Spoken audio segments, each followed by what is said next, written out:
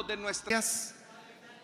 Por este privilegio que nos concedes de estar reunidos y así, Señor, poder gozar de este privilegio y promesa que nos has dado de que todo aquello que pidamos en común acuerdo ha de ser hecho. Y por esta causa, Señor, venimos para presentarte cada una de estas peticiones de oración, Señor, que tú conoces y que cada uno de tus hijos, al enviarla, lo hace con la confianza de que la oración unida es, Señor, la que tú oyes, la que tú respondes. Por eso, Padre, hoy estamos plenamente confiados en que tú habrás de dar la respuesta a cada situación. También, Padre, venimos para rogarte que nos entregues tu palabra. Tú eres nuestro Dios que nos instruye, quien nos enseña. Y por eso, Padre, venimos para rogarte que entregues tu palabra. Queremos aprender más de ella. Ayúdanos no solamente para ser oidores, sino hacedores de tu palabra. Y te rogamos por aquellas personas que aún no te conocen, pero que han escuchado y escucharán esta palabra para que puedan ser nacidos de nuevo. Que puedas redimirlos, que puedas obrar en ellos el milagro del nuevo nacimiento, añadiendo a tu iglesia los que has ordenado para vida eterna. Todo esto te lo rogamos en el nombre de Jesús, nuestro Señor. Amén. Hermanos, abramos la palabra de Dios en la carta a Filemón. Vamos a leer ahí los versículos que corresponden en la continuación del estudio de esta pequeña carta del Nuevo Testamento, la carta a Filemón.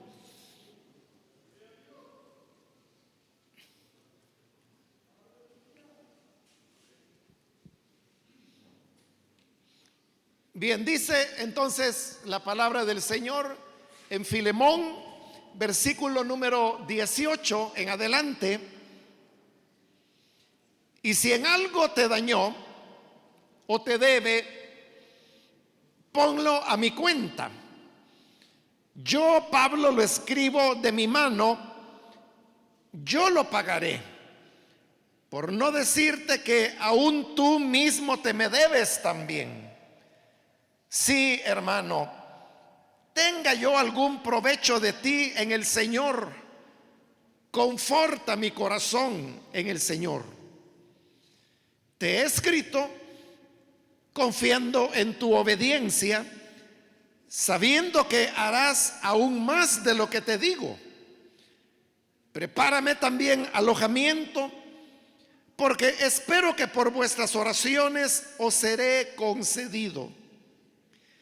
Te saludan Epafras, mi compañero de prisiones por Cristo Jesús, Marcos, Aristarco, Demas y Lucas, mis colaboradores.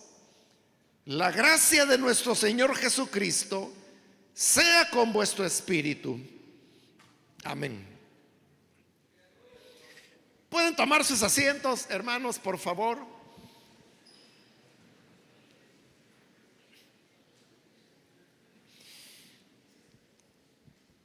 Hermanos, hemos leído en esta ocasión los versículos finales de esta carta a Filemón, la cual hemos venido también estudiando en ocasiones anteriores, y habíamos ya cubierto la parte central de la carta, que es cuando Pablo le pedía a Filemón el favor que quería solicitarle, que era la razón por la cual él redactó esta carta. y es pedirle por Onésimo, quien era un esclavo propiedad de Filemón, y que, como lo he descrito en otras ocasiones, Onésimo era no un esclavo de tareas rutinarias o manuales o domésticas, sino que Onésimo era un esclavo, pero que tenía capacidades administrativas bastante elevadas, tenía conocimiento de la ley romana por las razones que hemos venido explicando. Y esto es lo que hace que Onésimo vaya donde Pablo para utilizar ese recurso legal que el derecho romano establecía, que se llamaba el amicus domini, era el nombre en latín, y que lo que significa es el amigo del amo. Esto consistía en que cuando un esclavo cometía una falta ante su amo, las cuales eran severamente penadas, que podían ser desde la muerte misma hasta el ser castigado, azotado, apaleado, podía ser lesionado, mutilado. Habían diversas formas como los esclavos eran castigados cuando cometían algún tipo de falta. Entonces hemos dicho que para la clase de persona que Onésimo era, no es tan probable como tradicionalmente se ha dicho que él le había robado algo a Filemón y que por eso había huido.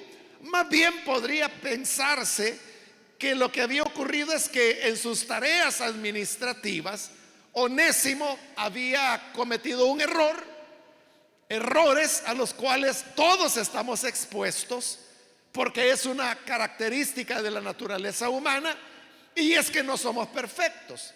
Si no nos equivocamos en una cosa, nos equivocaremos en otra.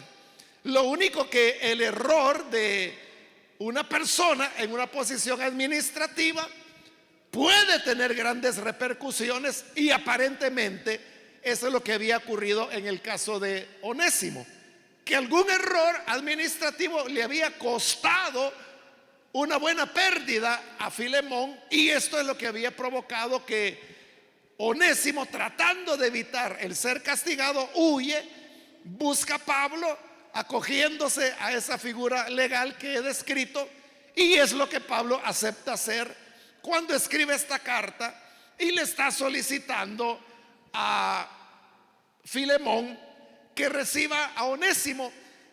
Y hay una razón no solamente legal la que Pablo arguye, sino que algo más importante, y es que ahora había una razón cristiana, una razón espiritual, y es que Onésimo había experimentado el nuevo nacimiento al encontrarse con Pablo, y durante el tiempo que él había estado con el apóstol le había sido muy útil en el ministerio. De manera que ahora, cuando Pablo le pide a Filemón que reciba a Onésimo, la idea es que lo reciba sin castigarlo, porque no fue algo premeditado, no fue una mala intención de Onésimo. Para eso servía la figura del amigo del amo, para interceder a favor del esclavo y que el amo recibiera al esclavo perdonándole la falta que había cometido. Esto era legalmente, pero como digo, aparte de lo legal, Pablo le argumenta a Filemón que ahora Onésimo es un cristiano, y le dice: si en otro tiempo él te fue inútil, ahora a ti y a mí nos es útil. Él es tan útil dentro de la obra de Dios que yo quisiera retenerlo conmigo, me hubiera gustado quedarme con él. Pero como esclavo que era de Filemón, era de la propiedad de Filemón. Entonces le pide: por favor, recíbelo, y ya no lo recibas solo como esclavo, recíbelo como un hermano en Cristo. Entonces ahí es donde Pablo está introduciendo su gran enseñanza acerca de cómo el cristianismo vino a transformar las relaciones sociales, porque en este caso se trataba de la relación entre un amo y un esclavo, que era una relación de superior a inferior. Pero lo que le está pidiendo Pablo es que lo reciba como a un hermano. Y cuando ya se habla de hermano, esa es una relación horizontal. Entonces el cristianismo está dando un aporte importante, y es el que enseña a las personas que, sin importar cuáles son las diferencias culturales, sociales, económicas, laborales, todos debemos vernos los unos a los otros como hermanos. No es correcto que dentro de las iglesias se continúen preservando las diferencias que son las que caracterizan la vida en la sociedad o la vida en el mundo. Si en las iglesias vamos a continuar haciendo las mismas diferencias, entonces ¿a dónde está el reino de Dios que anunciamos? Esto es lo que trata la carta de Santiago cuando dice: hermanos, si a sus congregaciones viene un hermano que es pobre y ustedes le dicen: bueno, pasa adelante, hoy entraste de todas maneras, ¿a dónde te ponemos? Vamos a ver, ahí en el suelo siéntate. Y como es un pobre, lo sientan en el suelo. Pero cuando viene alguien que viene, dice Santiago, con vestidura lujosa, con anillo en su mano, entonces dice: no, tú por favor, aquí en la primera silla, adelante. Entonces pregunta Santiago: ¿no están haciendo diferencia entre personas? ¿No están actuando conforme a jueces y no como hermanos? ¿No se dan cuenta que el Señor ha escogido a los pobres de la tierra para exaltarlos? Y por eso es que Él dice que el pobre tiene que gozarse en su exaltación, en tanto que el rico debe gozarse en su humillación. Porque cuando el de baja condición es exaltado y el de alta condición es bajado, ambos llegan a un mismo nivel. Y ahí es donde se establece la hermandad en Cristo, que es la que debe gobernar dentro de las iglesias, dentro de las relaciones de los hijos de Dios. Y es lo que Pablo le estaba pidiendo a Filemón: recíbelo ya no como esclavo, sino como a un hermano en Cristo, que es útil a ti y es útil a mí. Hasta ese punto es donde hemos llegado. Pero ahora continúa la súplica de Pablo y le dice en el versículo 18: y si en algo te dañó o te debe, ponlo a mi cuenta. Queriendo suavizar la actitud de Filemón, que probablemente él iba a estar molesto porque a causa de Onésimo él había tenido una pérdida. Entonces Pablo le dice: mira, si el problema es la pérdida, no te preocupes por eso, aunque yo no tengo nada que ver con eso, pero yo te lo voy a pagar, con tal de que recibas a Onésimo, que no lo corrijas, que no lo castigas, porque no fue mala intención, fue un error, fue una equivocación humana. Recíbelo como hermano, y lo que te debe o aquello en lo cual te dañó, yo te lo pagaré. Y en el versículo 19 lo reafirma aún más y dice: yo, Pablo, lo escribo de mi mano, yo lo pagaré. Lo que Pablo está haciendo acá es, hermanos, lo que se acostumbraba en la época. Y es que cuando una persona asumía el compromiso de pagar algo, firmaba un documento donde se decía exactamente lo que Pablo está diciendo acá: yo, Pablo, lo escribo de mi mano, yo lo pagaré. Entonces era un documento. Lo que hoy, hermanos, en la actualidad precisamente se llama así: un pagaré.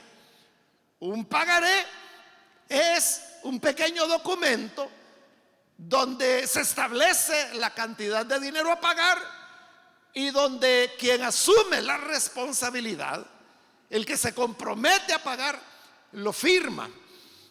ese documento es un instrumento con el cual se puede cobrar esa deuda y es totalmente legal, tiene todo el respaldo de las leyes para que su cobro se pueda hacer efectivo. Entonces, es lo que Pablo está haciendo. La carta se está convirtiendo en un pagaré en el momento cuando Pablo dice: yo, Pablo, de mi propia mano. Es decir, en este momento él está escribiendo de su puño y letra, y con su caligrafía él se está comprometiendo y diciendo: yo lo pagaré. Él se está haciendo cargo de lo que Onésimo pudiera deberle a Filemón a causa de el error que había cometido. Esto, hermanos, de que Pablo hoy está diciendo que él lo escribe de su propia mano, ha llevado a algunos a pensar de que por ser Filemón una carta corta, que probablemente Pablo la escribió, es decir, es una carta autobiográfica, es decir, Pablo la escribió toda, a diferencia de otras cartas donde sabemos que Pablo lo que hacía era dictar y había un secretario que era el que escribía por él. Ahora, esto, hermanos, de que Pablo escribió de su puño y letra esta carta, no tiene otro asidero más que este versículo 19, cuando Pablo dice: yo escribo de mi propia mano. Pero también queda abierta la otra posibilidad, y es que Pablo hubiera estado dictando esto como lo acostumbraba hacer, y que en el momento de asumir el compromiso de pagar, toma el estilo que sí se llamaba el instrumento con el cual se escribía, y entonces en ese momento escribe de su caligrafía: yo, Pablo, lo escribo de mi mano, yo lo pagaré. Y le devuelve el estilo al secretario para que continúe escribiendo.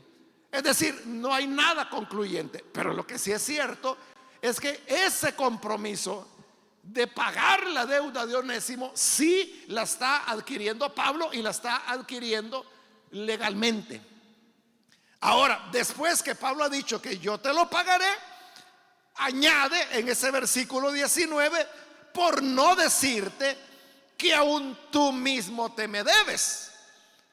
Entonces dice Pablo: sí, bueno, yo estoy asumiendo esta deuda, que Pablo ni sabía cuánto era, porque no sabemos en este momento a cuánto ascendía la pérdida que Filemón probablemente podía haber tenido, pero Pablo la está asumiendo.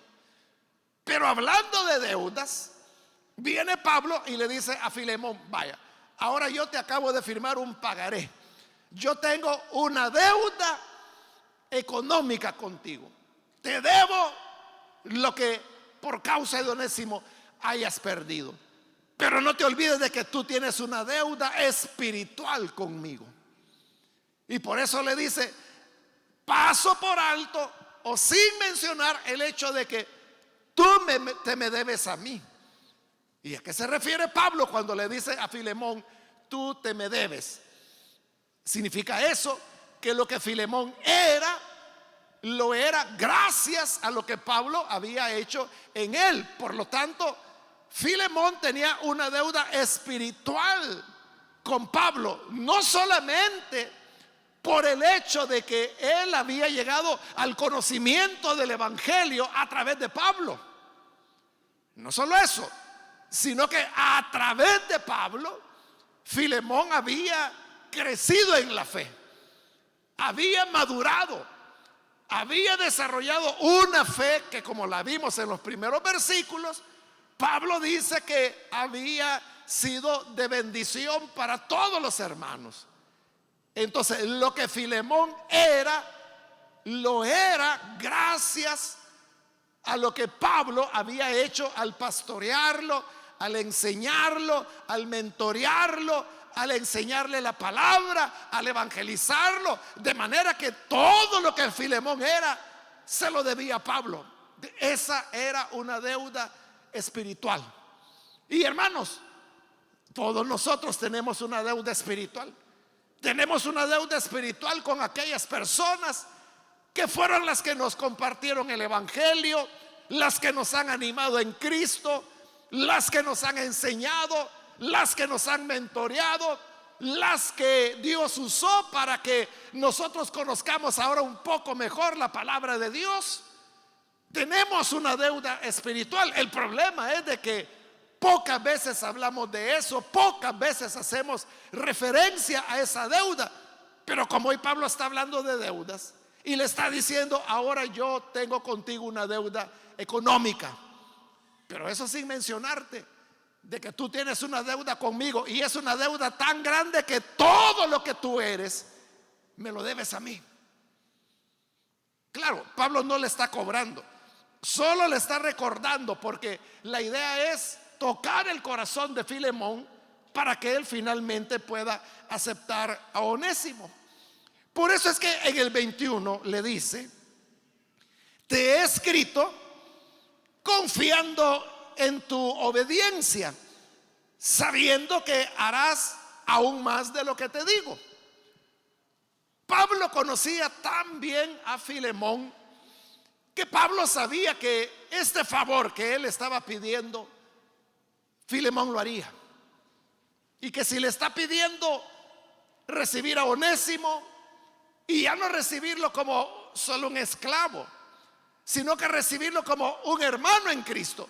Pero hay otra petición más que Pablo está haciendo, que no es propiamente una petición, sino que es una expresión de un deseo que Pablo ha hecho. Y es cuando le dijo: me hubiera gustado que él se quedara conmigo, me hubiera gustado retenerlo acá, y yo sé que no te hubieras molestado porque me hubiera quedado con tu esclavo. Pero para que el favor no fuera de necesidad, te lo envío de regreso, porque te pertenece a ti, y estando contigo tú decidirás si te quedas con él, si quieres cumplirme el deseo de enviármelo de nuevo. Pues eso ya será una decisión tuya, pero no tenía que ser una cosa como que Pablo se quedaba con él y entonces le decía: mire, ¿y por qué no me regala Onésimo? Filemón hubiera dicho: bueno, y no, ya lo agarró pues. ¿Y yo qué voy a decir si ya lo agarró? No, se lo devuelve. Le dice: ahí está, es tu esclavo, puedes hacer con él lo que quieras. A mí me gustaría tenerlo porque veo que él es útil en la obra, me es muy útil, pero es tuyo, así que ahí te va de regreso. Recíbelo, perdónalo, no lo castigues. Si te debe algo o perdiste algo por causa de él, yo te lo pagaré. Aquí va mi firma, mi letra de mi puño, el pagaré de que yo voy a cubrir esa deuda, yo asumo esa deuda. Pero todo esto lo hago confiando, Filemón, en que no solo lo vas a hacer, sino que vas a hacer más de lo que te estoy pidiendo. Hermanos, la verdadera espiritualidad consiste en eso, de que no es una cuestión que uno tenga que estar todo el tiempo presionando a las personas y diciéndole: hermano, haga acá, hermana, haga allá, hermano, haga así, hermana, haga asá. Eso de estar todo el tiempo diciéndole a las personas como que a arranca cebolla uno los tiene que llevar para hacer la voluntad de Dios, cuando debería ser como Filemón, que Pablo dice: yo estoy seguro que lo vas a hacer, y lo vas a hacer mucho más de lo que yo espero. Ahora, la pregunta que debemos hacernos es: ¿Filemón hizo lo que Pablo le pedía? Según lo que leemos en la carta a los Colosenses, porque recuerde que Filemón vivía en Colosas, pero según esa carta sí lo hizo Filemón. No solo perdonó a Onésimo, no solo lo recibió como hermano, sino que también se lo vuelve a enviar a Pablo de regreso, para que conforme a su deseo Onésimo se convierta en un colaborador de él. Por eso es que en la carta a los Colosenses Onésimo es presentado como un colaborador de Pablo. Y según lo vimos, hermanos, cuando iniciábamos el estudio de esta carta, le expliqué las razones por las cuales se cree que Onésimo fue la persona que compiló las cartas de Pablo una vez él fue sacrificado. Es Onésimo el que se tomó la tarea de comenzar a recoger las diversas cartas que Pablo había escrito. La primera carta a los tesalonicenses, esta carta a Filemón, las cartas a los corintios, las cartas a los romanos, las cartas a los filipenses. Todo esto lo colectó Onésimo, y es así como comenzó a formarse la colección de las cartas de Pablo, que eran un total de 13 cartas, que luego se fusionaron entre ellas para dejar solamente 7, como hoy nosotros las encontramos en el Nuevo Testamento. Entonces, Filemón hizo mucho, pero lo hizo porque a su vez Filemón hizo más de lo que Pablo le pedía.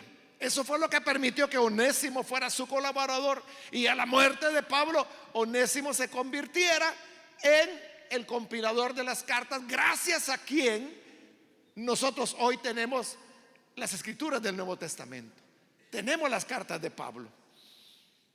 Entonces, ahí tenemos la prueba que Filemón fue un hombre que no solo hizo lo que Pablo le pidió, hizo mucho más que eso. Quiera Dios, hermanos, que nosotros también seamos ese tipo de creyentes, que no sea necesario tener que estarles presionando, insistiendo. Es que si no llamo al hermano, no va a ir a la iglesia. Es que si no le recuerdo que hoy hay culto, no va a ir. Hermano, pero para que haya que estarle recordando a la gente que hay culto, estamos graves, ¿verdad? Tiene que haber una disposición como la de Filemón, el cual dispuesto a hacer lo que se le pidiera. Y como Pablo dice, y estoy seguro que harás más de lo que te pido. Y así fue. Entonces, eso sería lo maravilloso, hermanos, que nosotros pudiéramos estar siempre dispuestos a hacer lo que Dios desea que se haga, como ocurrió, se recuerda ya en la época del rey David, cuando él andaba huyendo del rey Saúl, que lo quería matar. Pero en esas huidas y en un atardecer melancólico de David, después cansado de huir por montañas, de huir por valles, de huir por cuevas, un día le viene el recuerdo de un pozo que había en Belén, que era el pueblito donde él había nacido y se había criado. Y entonces David dijo: ay, ¿quién me complaciera y me diera a beber del agua del pozo de Belén? Él lo expresó solo como una añoranza, solo como un deseo. Pero los hombres de David estaban ahí y huyeron. Entonces ellos dijeron: vamos a Belén a traer agua. Pero el problema es que Belén estaba ocupada militarmente, tenían que entrar en territorio enemigo. Pero ellos van, organizan un escuadrón y ellos van sigilosamente por la noche, evadiendo la vigilancia, evadiendo que no los vayan a capturar. Llegan hasta el pozo, meten el balde, sacan el agua, llenan un depósito y luego sigilosamente también se retiran con la oscuridad de la noche. Y cuando amanecen al día siguiente, están ya de nuevo donde David y le dicen: David, aquí está el agua que tú pediste. Y David dice: yo no he pedido nada. ¿Cómo no? Tú ayer dijiste que ¿quién te diera a beber del pozo que está en Belén? Pues nosotros fuimos hasta Belén y sacamos agua del pozo y aquí la tienes para que la puedas beber. Entonces David quedó impresionadísimo, porque él no había dado una orden, él no lo había solicitado, él ni siquiera lo había pedido. Solo fue un suspiro, solo fue un anhelo. Pero aquellos hombres fueron y lo hicieron. Y cuando David se da cuenta de lo que habían hecho, él dijo: o sea, no, yo no voy a beber de esta agua, porque esta agua es la sangre de estos hombres que expusieron su vida solo por complacerme. No la merezco, no soy digno de ella. Entonces lo que hizo es que tomó el agua y la derramó en tierra, no como desprecio, sino que esa era lo que se llamaba una libación.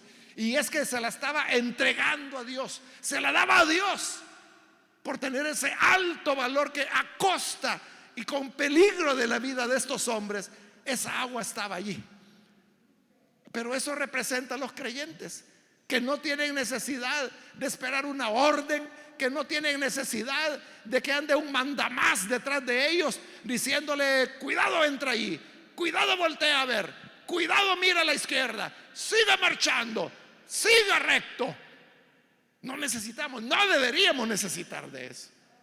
Con solo que supiéramos cuál es el anhelo del Señor, con solo que supiéramos cuál es el espíritu de la palabra y de lo que Dios pide de nosotros, debería ser suficiente, hermanos, para que a costa de peligros y amenazas y aún de la vida misma estuviéramos dispuestos a complacer al Señor y hacer más de lo que Él nos pide. Ese tipo de creyente era Filemón, y por eso Pablo decía con confianza: estoy seguro que harás aún más de lo que te digo. Y lo hizo, lo hizo. Versículo 22: prepárame también alojamiento, porque espero que por vuestras oraciones os seré concedido. Recordemos que Pablo estaba preso. Bueno, no propiamente preso, ya explicamos eso, que era una especie de detención que Pablo tenía. Como no estaba condenado, no podía estar preso, pero sí estaba en una cárcel. Es un poco difícil explicarlo, ¿verdad? Porque en nuestro sistema penal no existe esa figura y por lo tanto no la podemos comparar. Pero el hecho de que sin estar condenado, sin estar preso, pero Pablo estaba en una prisión, no con los condenados, pero sí en una prisión. No se le había restringido su libertad, pero no podía salir de ese lugar. Era así, ¿verdad? Esa figura que era la libertad liberal, le llamaban los romanos. El nombre era una contradicción también, ¿verdad? Porque libertad liberal, y no podía salir.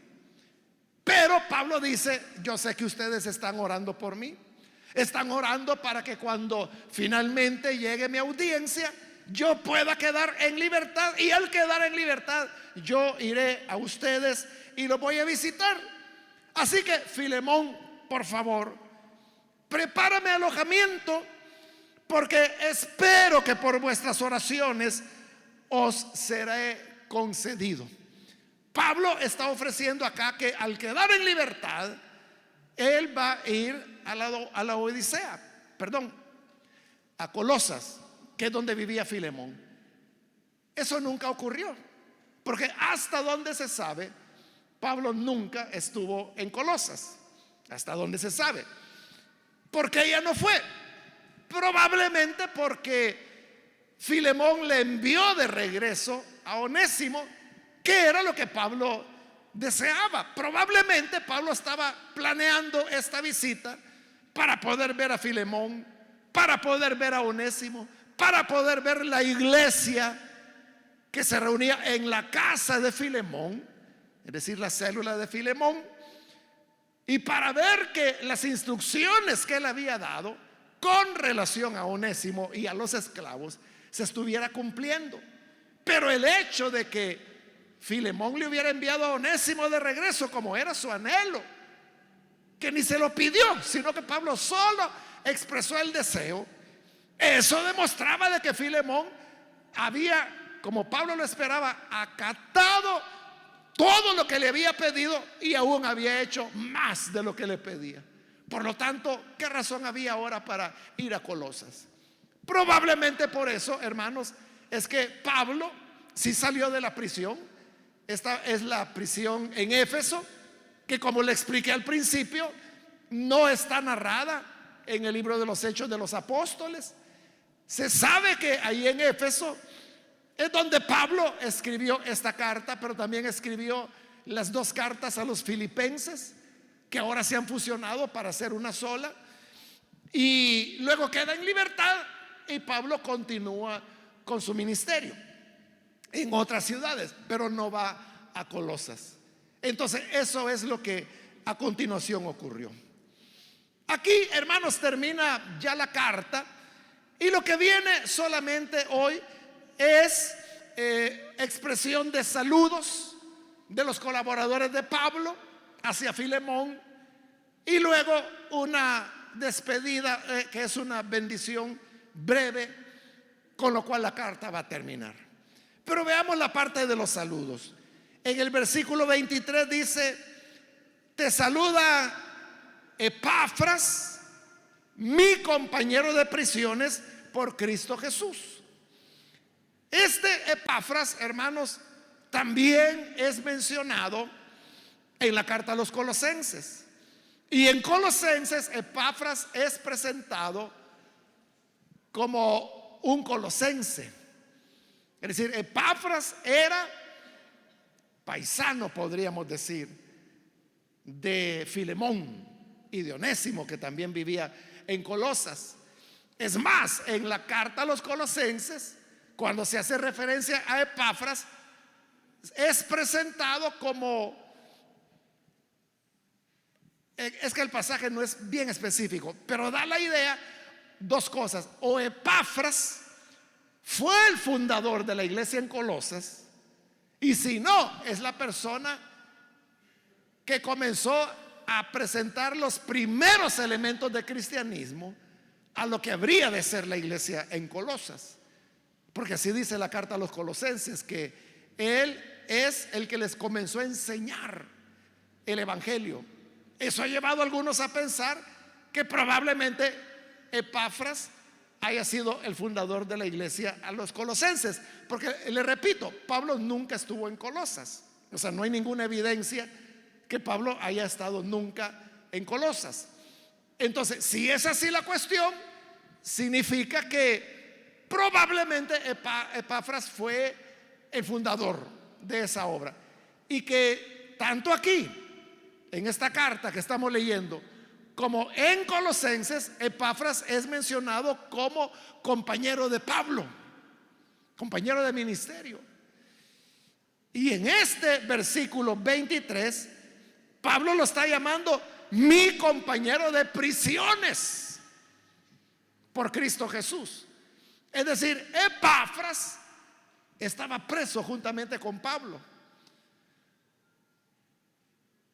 Así como en Filemón a Epafras se le menciona en primer lugar, igual en la carta a los Colosenses, Epafras es mencionado en primer lugar. Es decir, Epafras era muy cercano a Pablo. El nombre de Epafras, hermanos, es una contracción del nombre Epafrodito. Es decir, él realmente se llamaba Epafrodito, pero por ser un nombre largo lo contraían, y entonces simplemente decían Epafras. Así, hermanos, como a los Alberto nosotros contraemos a Beto, al Rafael lo contraemos como Lito, o al Miguel, ¿verdad? También le dicen Lito por Miguelito. Entonces son contracciones. Entonces Epafras es una contracción de Epafrodito. De manera que cuando usted encuentre en el libro de los Hechos el nombre de Epafrodito, que también aparece en los Hechos, se está refiriendo a este mismo Epafras del cual Pablo está hablando acá, y que es el primero en unirse para saludar a Filemón. Ahora, en el versículo 24 se menciona al segundo de los 5 colaboradores de Pablo que le mandan saludos a Filemón. Este segundo es Marcos. No hay, hermanos, una total seguridad de que este Marcos que está mencionando aquí Pablo haya sido el sobrino de Bernabé. Porque recuerde, aquí estamos hablando que Pablo está en Éfeso. Estamos hablando del inicio de la obra independiente de Pablo, ¿quién se separó de Bernabé? Precisamente porque Bernabé quería llevar a Marcos, que era su sobrino, como compañero de viaje, y Pablo no lo quería llevar porque había desertado en el segundo viaje misionero. Pero esa es una razón que lo que está haciendo es camuflando la verdadera razón. Las razones eran teológicas, pero eso lo vamos a ver en otra oportunidad. La cosa es que Pablo rompió con Bernabé y con Marcos. Entonces, esta carta es como muy temprana para que Marcos sea, este Marcos que está mencionando ahí, sea el sobrino de Bernabé. Pero hay otro elemento que le pone balance a esto, porque sucede que en la carta a los Colosenses también se menciona a Marcos, y en Colosenses sí dice claramente Marcos, el sobrino de Bernabé. Entonces, si fuera este Marcos que Pablo está mencionando acá, el sobrino de Bernabé, entonces significaría, hermanos, de que Marcos solo hizo un viaje misionero con Bernabé y luego se volvió con Pablo, para que él pudiera estar en este viaje a la región de Asia, que es, como le digo, el inicio de la obra misionera independiente de Pablo. Es decir, muy rápido Marcos volvió, si es que se trata de él. Bien, ahora vamos con la tercera persona que saluda, y es Aristarco. De Aristarco, hermanos, no se sabe mucho. Por el nombre sabemos que él era un judío, pero creyente, un judío mesiánico, como le llaman algunos, y que también es mencionado en la carta a los Colosenses como un colaborador de Pablo. Aristarco también aparece en el libro de los Hechos de los Apóstoles. Es mencionado como alguien que siempre andaba acompañando a Pablo. Pero es todo lo que sabemos, que Aristarco era un compañero de Pablo. Luego vamos con la cuarta persona, y este es Demas. Demas, como usted sabrá, es mencionado en las cartas pastorales, en la carta a Tito, y no se le menciona bien, sino que Pablo o los discípulos de Pablo, que son los que escriben las cartas a Timoteo, dicen que Demas se había ido al mundo, que se había apartado para irse al mundo.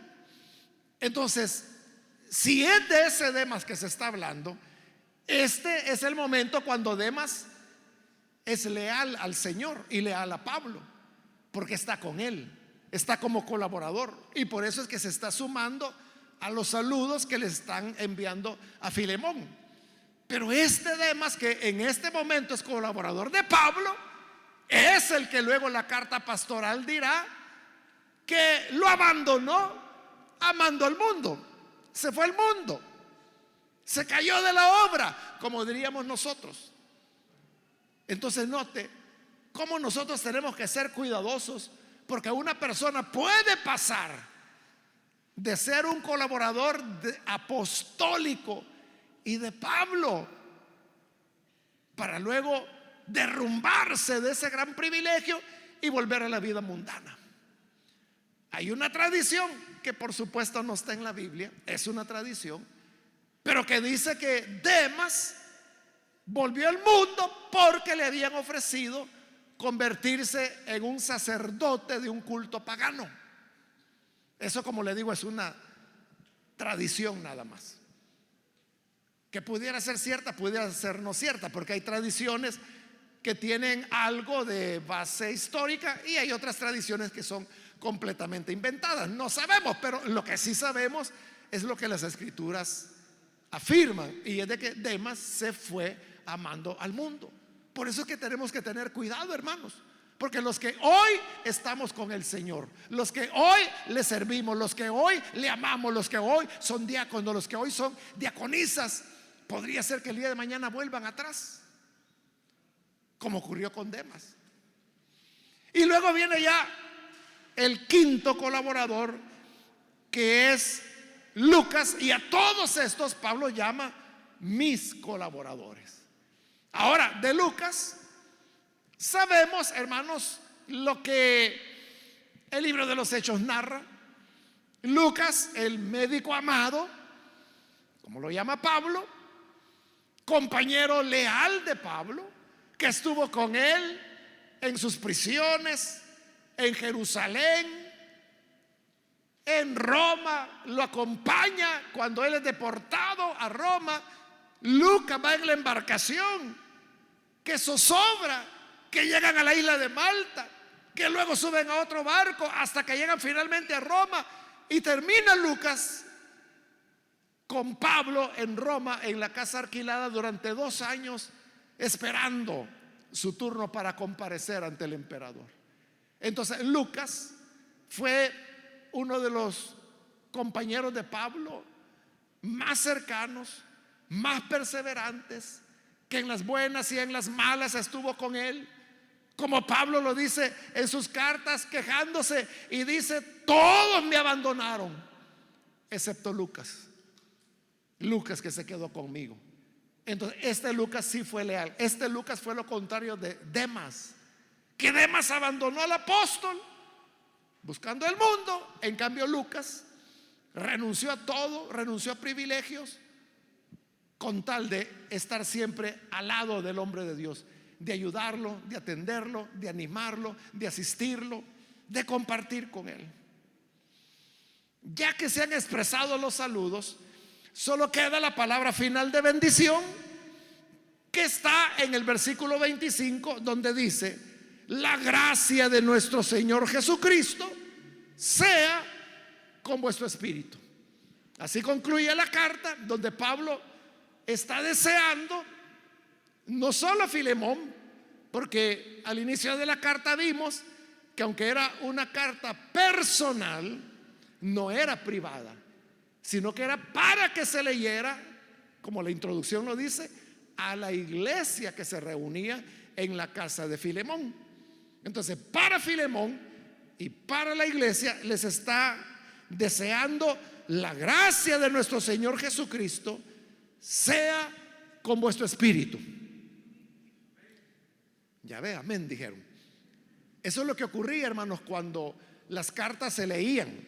Se reunían los hermanos, y entonces, como lo he dicho otras veces, las personas no podían leer. La mayor parte de personas no podían leer, pero quien podía leer, le leía en voz alta para que la congregación escuchara. Pero también le he explicado en otras ocasiones que no era leer como nosotros leemos, sino que era más declamar, porque inflexionaban la voz, adornaban la voz, hacían ademanes, de manera que esta bendición final no es tan simple, o no la leían tan simple como yo la he leído, sino que era algo, hermano, mucho más sentido, porque era como la culminación. Entonces el que estaba leyendo decía: la gracia de nuestro Señor Jesucristo sea con vuestro espíritu. Y amén, decía la gente. Entonces ese amén se repetía todas las veces que la carta era leída, como todas las demás cartas. Entonces ese amén que se repetía cada vez que se leía la carta, por repetirse, llegó un momento en que lo incorporaron al texto. Entonces este amén es una adición que se hizo tiempo después, pero se hizo por lo mismo que ocurrió aquí, ¿verdad? Que cuando yo leí la bendición, por lo menos un hermano dijo amén, porque es la reacción. Así reaccionaba la iglesia. Y por eso es que hoy todas las cartas al final tienen un amén. Pero ese no fue escrito por los autores, sino que era la gente quien decía amén, y por la repetición de ese amén es que terminaba agregándose al texto, y por eso es que hoy lo tenemos como parte del texto. Hermanos, de esta manera termina esta carta a Filemón, que es la carta más corta que Pablo escribió, pero que usted pues ya se dio cuenta que es rica en enseñanzas que hemos extraído de ella. Hay muchas más, pero solamente nos hemos enfocado en las principales. Quiera Dios que lo que hemos aprendido podamos llevarlo a la práctica, y así como hoy lo escuchamos, que así como Pablo dijo: mira, para que tú te reconcilies con Onésimo, lo que él te debe, yo te lo pagaré. Eso es lo que el Señor Jesús hizo. Para que nosotros nos podamos reconciliar con el Padre, Jesús dijo: yo voy a pagar lo que este te debe. Yo voy a pagar los pecados que este debe. Y por eso es que el Señor fue a la cruz, para pagar nuestra deuda y reconciliarnos con el Padre.